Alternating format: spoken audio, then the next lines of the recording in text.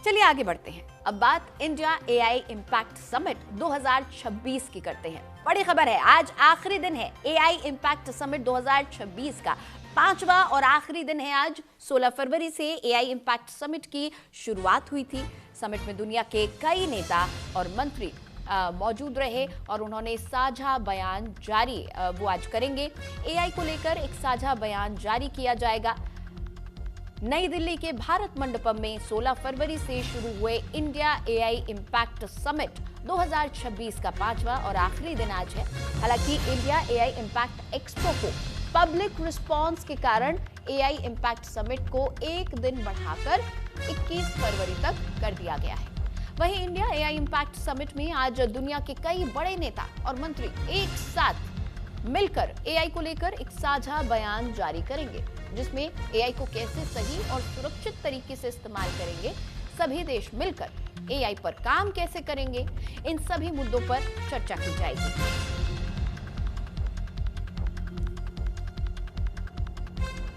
तो दिल्ली के भारत मंडपम में लगा एआई का महाकुंभ आज अपने समापन की ओर है। आज आखिरी दिन है इस एआई इम्पैक्ट समिट 2026 का और आपको बता दें कि पूरे 5 दिन ये समिट चला है। एक दिन ये बढ़ा दिया गया था इस समिट में और आज इस समिट का आखिरी दिन है। इंडिया एआई इम्पैक्ट समिट 2026 से भारत ने ये बता दिया है कि भारत एआई को सिर्फ फॉलो और यूज करने वाला नहीं है, बल्कि लीडरशिप की तरफ बढ़ रहा है और भारत इस क्षेत्र में अग्रणी काम करेगा। भारत की इकोनॉमी में भी एक बड़ा रोल एआई अब अदा करने वाला है।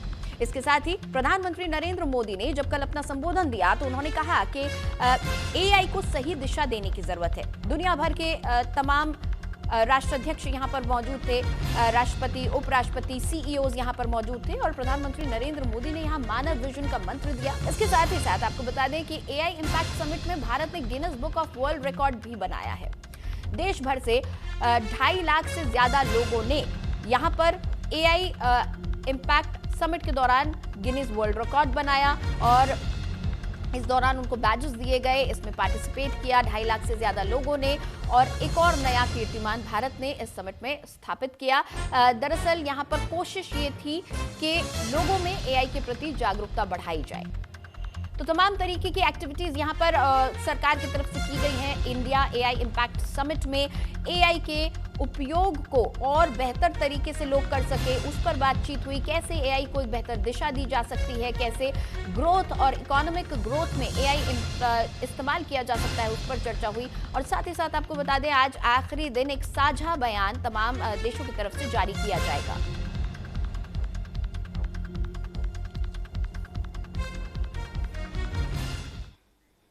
और मेरी सहयोगी आंचल यादव इस वक्त हमारे साथ सीधा जुड़ी हुई हैं, उनसे हम बातचीत करेंगे। आंचल, आज आखिरी दिन है एआई के इस महाकुंभ का और भारत ने खुद को सिद्ध किया है।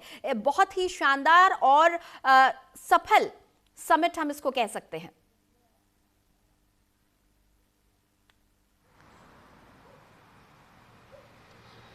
बिल्कुल, देखिए G20 के आयोजन के बाद से ये एक बड़ा आयोजन है जो कि कह सकते हैं कि 21वीं सदी जो है जो कि चल रही है उसमें एआई जो है वो बहुत ज़्यादा महत्वपूर्ण है अपनी जगह पर। और क्योंकि टेक्नोलॉजी का ज़माना है, हर एक देश जो है वो टेक्नोलॉजी के आधार पर आगे बढ़ रहा है और ऐसे में विश्व जब एकजुट होकर विश्व के तमाम राष्ट्रीय नेता जो है जब एक पटल पर होते हैं और जब भूमि हो भारत जैसी जहां पर देखिए टेक्नोलॉजी को बढ़ावा देने के लिए अथक प्रयास जो है वो लगातार किए जा रहे हैं, तो ये माना जा रहा है कि जो एआई समिट है आज उसका एक सफल समापन जो है वो रहने वाला है। यानी कि जो नेताओं की भागीदारी है उसको लेकर आज आखिरी दिन है। हालांकि देखिए 21 फरवरी को आम पब्लिक के लिए जो एआई समिट है वो खोल दी जाएगी, उसमें आम पब्लिक भी जा सकेगी, लेकिन जो तमाम वीवीआईपीज़ हैं जो एक क्लोजिंग स्टेटमेंट रहने वाली है वो आज का दिन रहने वाला है, जहां पर अलग अलग देश जो है एआई को लेकर अपने जो फाइनल विचार है वो रखने वाले हैं। और आपको बता दें कि भारत की एआई समिट की सफलता का अंदाज़ा आप इस बात से लगा सकते हैं कि बुर्ज खलीफा पे एआई समिट का जो कह सकते हैं चित्र है वो चल रहे हैं। बुर्ज खलीफा से ये भी आह्वान किया जा रहा है कि ज़्यादा से ज़्यादा लोग इस एआई समिट पर पहुँचे। तो आप इस बात से अंदाज़ा लगा सकते हैं कि मुस्लिम कंट्रीज़ जो हैं वो भी भारत के समर्थन में नजर आ रहे हैं, एआई समिट को सराहना उनकी कर रहे हैं। और इसके साथ ही आपको बता दें कि ये क्यों ना हो, क्योंकि आने वाले समय में जिस तरीके से आपने कोरोना का पैंडेमिक देखा था, उस वक्त लोग अपनों के पास जाने से कतरा रहे थे कि कहीं उनको भी बीमारी ना लग जाए। तो ऐसे टाइम पर एआई रोबोट जो है वो सबसे ज़्यादा सफल जो है वो साबित होते हैं, क्योंकि उनको आप हेल्थ के सेक्टर में इस्तेमाल कर सकते हैं, फार्मिंग में आप ड्रोन एआई इस्तेमाल कर सकते हैं। इसके साथ ही देखिए कहीं पर जो जोखिम वाली जगह होती है वहाँ पर आप एआई रोबोट्स इस्तेमाल कर सकते हैं।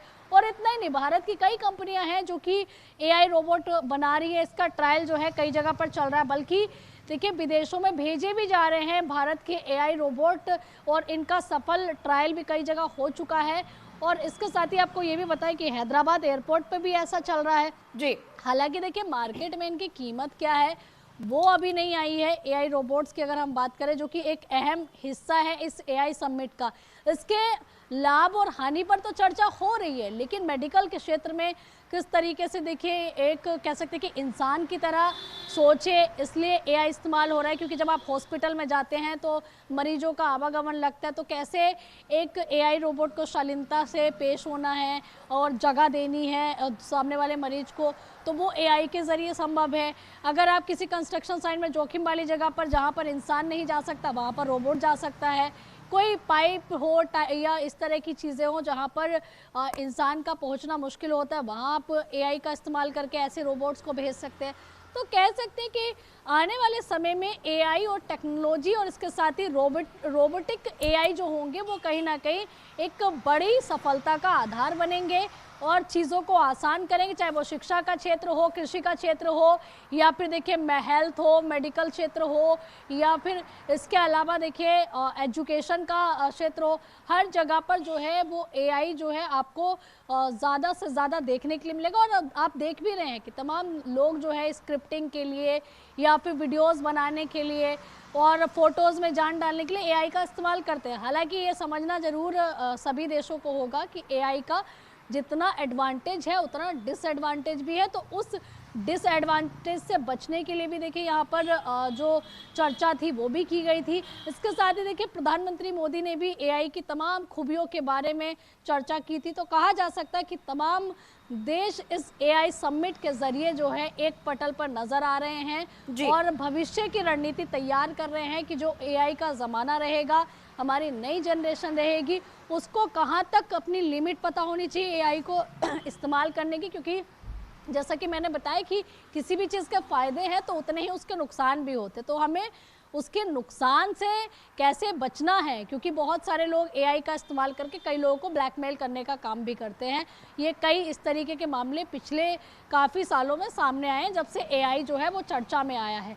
तो ऐसे में टेक्नोलॉजी को सही तरीके से कैसे इस्तेमाल किया जाए, इस समिट में एक विशेष फोकस ये भी रहा है। और एआई कहाँ कहाँ यूज़ हो रहा है इसको भी तमाम पवेलियन में डिस्प्ले पर रखा है। जी बिल्कुल। और आंचल, जिस तरीके से आपने कहा कि यहाँ पर एआई को किस तरीके से अच्छे दिशा में, सही दिशा में यूज़ कर सकते हैं, इसको लेकर खास तौर पर बातचीत हुई। यहाँ पर प्रधानमंत्री नरेंद्र मोदी ने एआई के लिए मानव विजन मंत्र भी दिया था और उन्होंने मानव के जो फुल फॉर्म है उसको भी बहुत विस्तार से डिस्क्राइब किया और ये कहा कि सभी लोगों को, सभी देशों को मिलकर एआई पर काम करना होगा।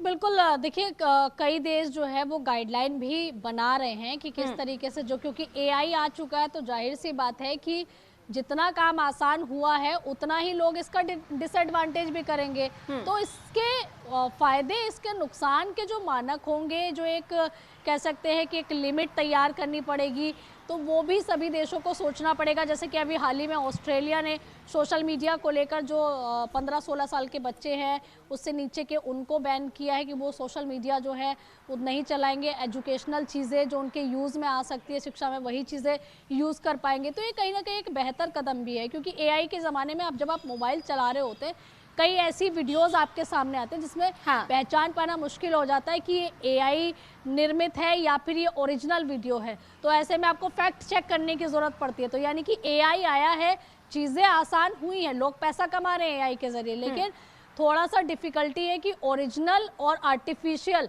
दोनों में अब फर्क पहचान पाना एक चैलेंज जरूर है। बिल्कुल, कई तो ऐसी हमने तमाम घटनाएं challenges देखी से हैं, चाहे वो आप डीप फेक हो या फिर कई वायरल वीडियोस हो जिसमें एआई का इस्तेमाल किया जाता है, और कई बार एआई का इस्तेमाल करके लोगों को ठगा भी गया है। यानी कि ये एक नई टेक्नोलॉजी है, अभी इस पर और काम करने की जरूरत है, और सही दिशा दे दी जाए तो एआई मानव जीवन को और प्रोग्रेस की तरफ ले जाने में बहुत अहम किरदार अदा कर सकता है। जीडीपी में भी हम देख रहे हैं किस तरीके से योगदान हो रहा है। बहुत शुक्रिया आंचल इस पूरी बातचीत के लिए आपका।